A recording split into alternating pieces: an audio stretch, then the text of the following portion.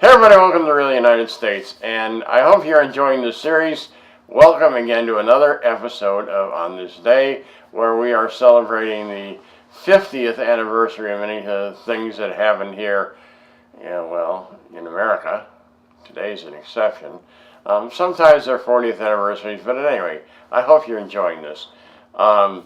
Today is a sort of a tangential real U.S. thing because it didn't happen in the United States, as you see from the title.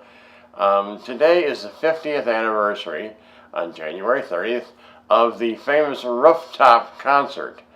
Now, the Rooftop Concert, for those of you that it doesn't spring to mind, was the very last public performance by the British rock band, the Beatles. Now, why, Paul, is this significant to the real United States? Well, the Beatles had an enormous impact on society and culture and music of the era in the entire English-speaking world, and probably in much of the world, period. But certainly in the English-speaking world, of which the United States is a significant member. It was huge. I mean, and not just the hordes of screaming teenage girls that you see in, B-roll footage from the day. All of us were of that age were deeply affected by the Beatles. One way or the other. I mean, love them or hate them. It had an impact on us, and it had an impact on music trends that lasted for a long time thereafter, I believe. Now, the Beatles had formed as a group, much earlier. And the Rooftop Concert was sort of the beginning of the end. They had tried to put together a full-blown concert hall concert, but there was beginning to become a lot of friction between the members, and in this particular case, George Harrison had been having a lot of pushback against the rest of the group. And after a lot of negotiations, he agreed to come back and perform with the group, but absolutely nixed Paul McCartney's desire for this concert hall thing. So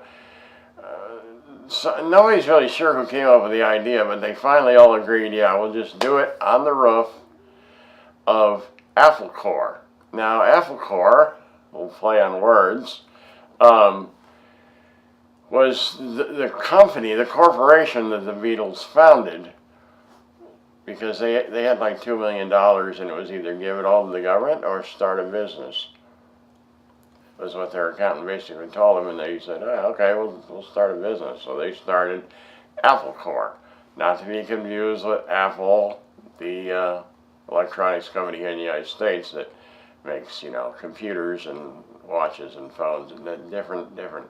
This is the parent corporation of Apple Records, who I'm sure you probably have heard of, who owned the entire catalog of Beatles work because it was owned by, the founding members of the band.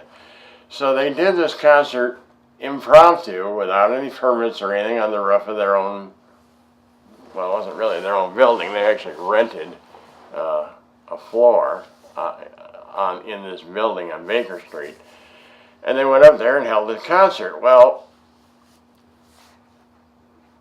they didn't have any permits, and of course, they were hugely famous by this time in 1969, and people started coming out and looking and seeing, and oh my God, it's the Beatles performing live, and the street got full of people, and the noise, and after a while, it attracted the attention of the Metropolitan Police in London, who came and stopped the concert. I think they got about 40 minutes in before it finally came to a halt. So, a decent concert. And much of it was captured both on video and on audio. And it was used in all kinds of stuff. It was used in a movie, it was used in an album, and so here's all this hubbub going on, all these people in the street, they're listening to a live concert for free of the most popular rock band in the world at the time. And 4 stories or 5 stories down in the basement, they got cables running down there all the way from all the microphones down in the basement.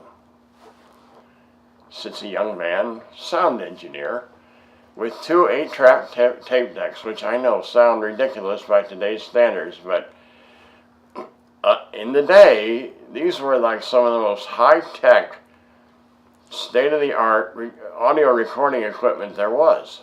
I mean, it was cutting edge. And they had a sound engineer down there with 2 of these recording all these microphone feeds from the Beatles. And that young man, you may or may not recognize, was a gentleman by the name of Alan Parsons, who's still alive and still working, I guess. And I happen to be something of a fan of Alan Parsons.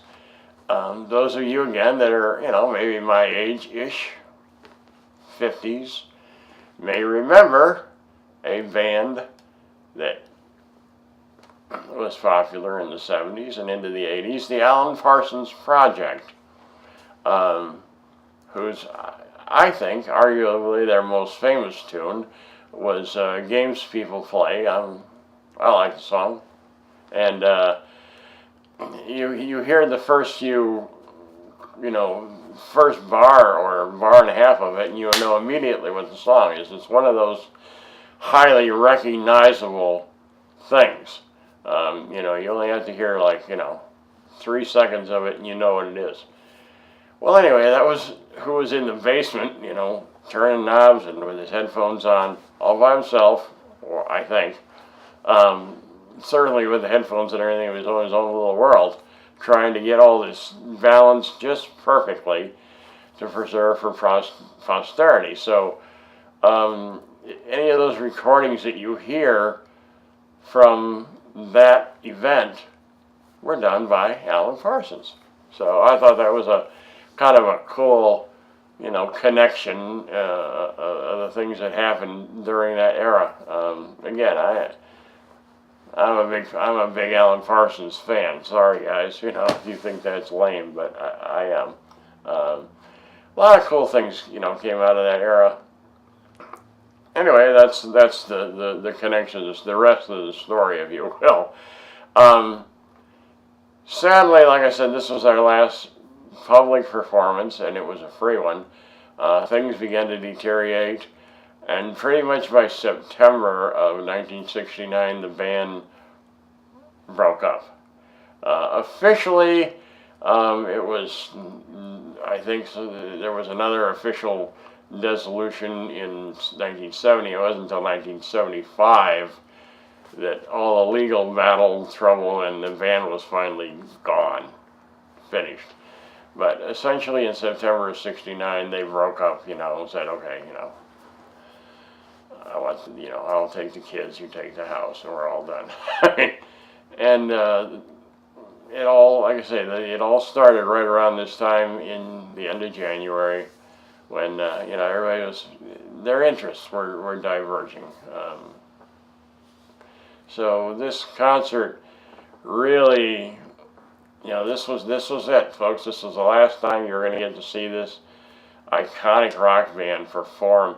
And I'm sorry I don't have footage or pictures, but of course, those are all owned by people with very, very firm holds on them, and I don't want to get a copyright strike, so I can't share any of that with you. They're out there on the web, but I can't share them at this time. So, but it was very cool. It was very, very cool. The outfits they wore, all, kind of different from what you see the Beatles, maybe 5 or 10 years earlier, with their black suits and the little narrow black ties, white shirts, all very dressed like they're going to church or to a wedding or a funeral. And now you see them, McCartney's got on a suit with no tie, and I think it's Lennon is wearing a mink coat, and they're all dressed differently and very eclectically, I guess is the word. So today was I guess a happy day in history for the English-speaking world, certainly because of the concert, but also a sad day because this was the last time we were going to see him. And again, the only reason that's important in the real United States is because they had such an impact on the music scene here in America. Everything that came out after that was compared to the Beatles for probably a decade. I mean, you know. And certainly when John Lennon passed, when he was murdered, you know, millions of Americans mourned. And when George Harrison passed away from brain cancer, again, millions of Americans mourned. They were very important to us here in the United States, and because so much of our heritage is connected to Great Britain. I think that it's significant enough to mention here today. So anyway, folks, today is the 50th anniversary of the final concert of the Beatles, the famous Rooftop Concert. I hope you've enjoyed this little brief explanation, and yeah, questions or comments, leave them in the comment section down below. I love hearing from all of you, I really do, and I try to get back to everybody I can. If you're new here, hey, welcome. Please consider clicking subscribe to come along for the adventure, because we got lots more to show you. And as always, folks, well, thank you for watching.